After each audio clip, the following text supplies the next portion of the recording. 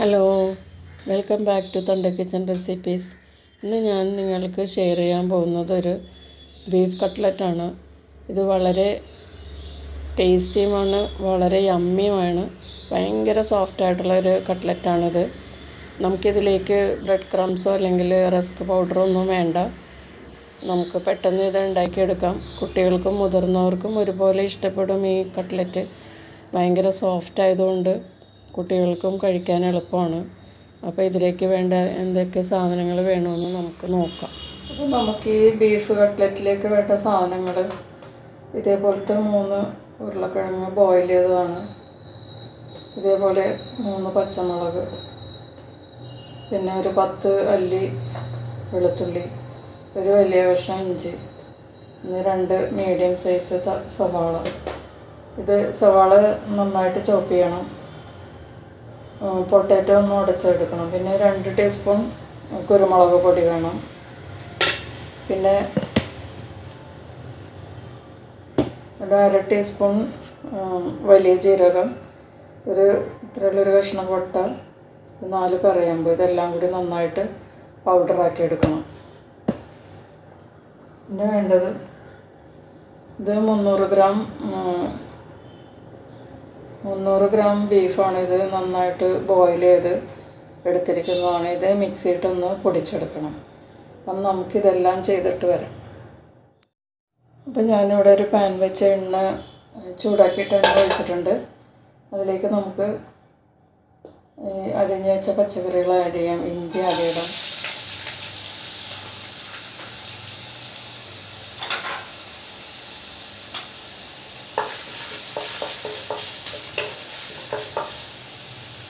വെളുത്തുള്ളി ആഡ് ചെയ്യാം.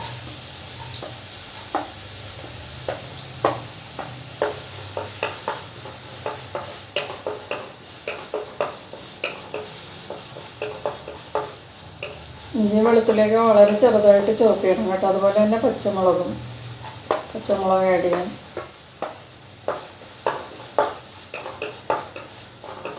Beef cutlet കുറച്ച് ഹെൽത്തി ആക്കാൻ വേണ്ടിയിട്ട് ഞാൻ കുറച്ച് ബീൻസും ക്യാരറ്റും ചെറുതായിട്ട് അരിഞ്ഞിട്ട് ഞാൻ ഇതിലേക്ക് ചേർക്കുന്നുണ്ട്.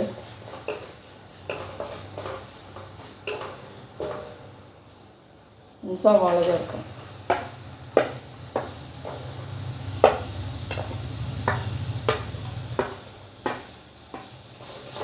അടിക്കണൊരു ഓപ്ഷനുണ്ട്, അതാകുമ്പോൾ നിർത്തി അടിക്കാം. ഇല്ലെങ്കിൽ ഒന്നിൽ വെച്ചിട്ട് അപ്പോൾ തന്നെ ഓഫ് ചെയ്യാം. അങ്ങനെ ഇതേപോലെ ഒരു 3-4 പ്രാവശ്യം ചെയ്യുമ്പോൾ ഇതേപോലെ ആയിക്കിട്ടും.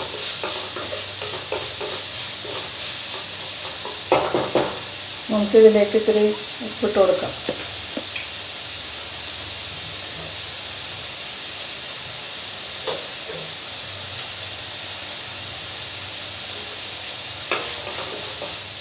ഇതിലേക്ക് നമുക്ക് 1/2 ടീസ്പൂൺ മഞ്ഞൾപ്പൊടി ഇട്ട് കൊടുക്കാം.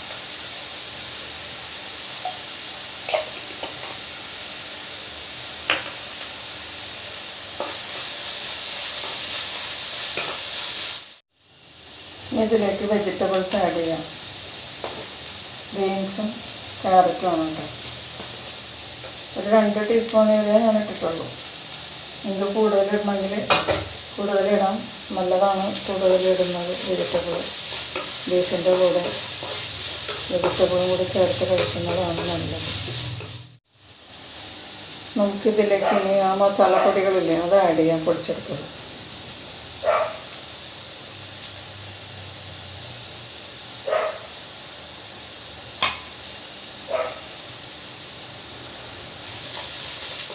ഇതിലേക്ക് നമുക്ക് ബീഫ് ഇട്ട് കൊടുക്കാം.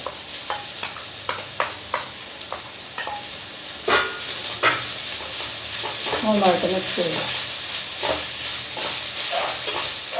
ഏകദേശം എല്ലാം കൂടെ ഒന്ന് മിക്സ് ആയിട്ടുണ്ട്. കൂടുതലും അങ്ങോട്ട് ഡ്രൈ ആക്കേണ്ട ആവശ്യമില്ല. അപ്പോൾ ഈ കട്ട്ലറ്റ് നല്ല സോഫ്റ്റായിട്ടിരിക്കും. നമുക്ക് ഇതിനകത്തോട്ട് കുരുമുളക് ആഡ് ചെയ്യാം.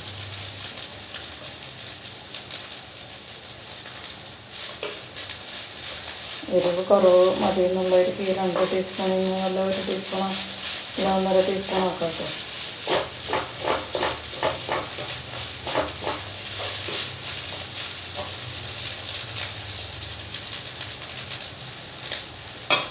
കട്ട്ലറ്റ്സിനൊക്കെ ഇത്തിരി എരിവുള്ളതാണ് നല്ലത്.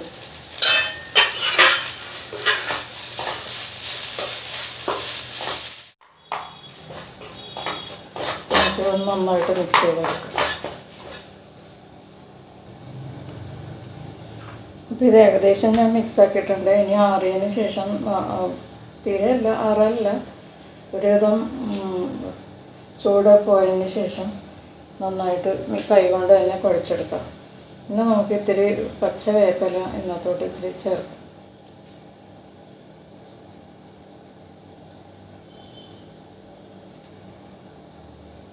അതുകൂടി മിക്സ് ചെയ്തിട്ട് ഇത് പതുക്കെ ഒന്ന് തീരെ ആറാൻ നിൽക്കണ്ട. അതിന് മുന്നേ ഒന്ന് കൈ കൊണ്ട് നന്നായിട്ട് ഇത് കുഴച്ച് ഉരുട്ടി എടുക്കാം.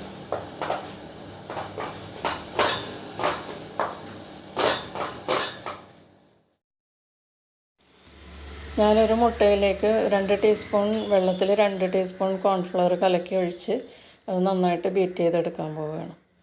ഇതിലാണ് നമ്മൾ കട്ട്ലറ്റ് മുക്കി പൊരിക്കുന്നത്. ഞാൻ ആ കട്ട്ലറ്റ് കുഴച്ച് വെച്ചതൊക്കെ ഇതേപോലെ വട്ടത്തിൽ ആണ് ഷേപ്പ് ചെയ്തിരിക്കുന്നത്. ഇതുപോലത്തെ ഒരു 12 കട്ട്ലറ്റ് കിട്ടും നമുക്ക് 300 ഗ്രാം ബീഫ് കൊണ്ട്. ഞാനിത് നന്നായിട്ട് കുഴച്ച് കൈകൊണ്ടാണ് നന്നായിട്ട് കുഴച്ച് ഇതുപോലെ ഷേപ്പ് ചെയ്തെടുത്തതാണ്. ഞാനിവിടെ ഒരു പാൻ വെച്ചിട്ടുണ്ട്. എണ്ണ നന്നായിട്ട് ചൂടായിട്ടുണ്ട്. അപ്പോൾ ഞാനത് ലോ ഫ്ലെയിമിലാക്കിയിട്ടാണ് ഇനി അതിനകത്തേക്ക് കട്ട്ലറ്റ് ഇടാൻ പോകുന്നത്, മുട്ടയിൽ മുക്കിയിട്ട്.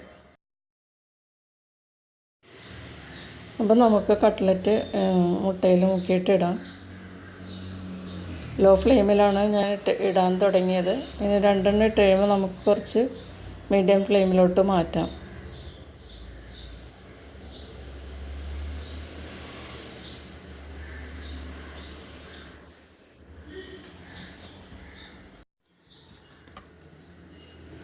അപ്പം ഞാനിത് മീഡിയം ഫ്ലെയിമിലോട്ടാക്കിയിട്ടാണ് ഓരോ കട്ട്ലറ്റും ഇട്ട് കൊടുക്കുന്നത്. ഇത് ഏകദേശം ഒരു സൈഡ് മൊരിയുന്നത് വരെ നമുക്ക് ഈ മീഡിയം ഫ്ലെയിമിൽ ഫ്രൈ ചെയ്യാം. ഞാൻ ബ്രെഡ് ക്രംസോ അല്ലെങ്കിൽ റസ്ക് പൊടിയോ ഒന്നുമില്ല ഞാൻ മുക്കിയിട്ടില്ല കേട്ടോ. വെറുതെ മുട്ട കോൺഫ്ലവർ മിക്സ് ചെയ്ത ബാറ്ററിലാണ് മുക്കി ഉണ്ടാക്കുന്നത്. വളരെ സോഫ്റ്റായിരിക്കും ഇങ്ങനെ ചെയ്താൽ, നല്ല യമ്മി ആയിട്ടിരിക്കും.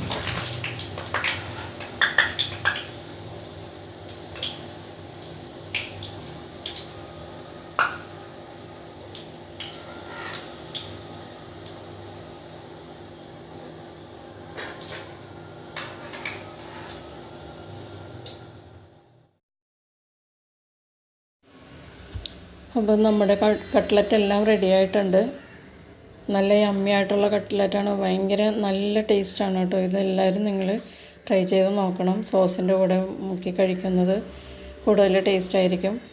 പിന്നെ എരിവ് വേണമെങ്കിൽ നിങ്ങൾക്ക് കൂട്ടിയോ കുറച്ചോ കൊടുക്കാം. കുരുമുളകിൻ്റെ അളവ് കുറച്ച് വേണമെങ്കിൽ എരിവ് കൂടുതലായിട്ട് കിട്ടും. നിങ്ങൾക്ക് എൻ്റെ വീഡിയോ ഇഷ്ടമായി എന്ന് വിചാരിക്കുന്നു. നിങ്ങൾ സബ്സ്ക്രൈബ് ചെയ്യാത്തവർ സബ്സ്ക്രൈബ് ചെയ്യുക. അതിനടുത്തുള്ള ബെല്ലൈക്കൺ പ്രസ് ചെയ്യുകയാണെങ്കിൽ എൻ്റെ അടുത്തടുത്ത വീഡിയോസ് നിങ്ങൾക്ക് പെട്ടെന്ന് ലഭിക്കുന്നതായിരിക്കും. അപ്പോൾ വീണ്ടും നല്ലൊരു റെസിപ്പിയുമായിട്ട് വരുന്നത് വരെ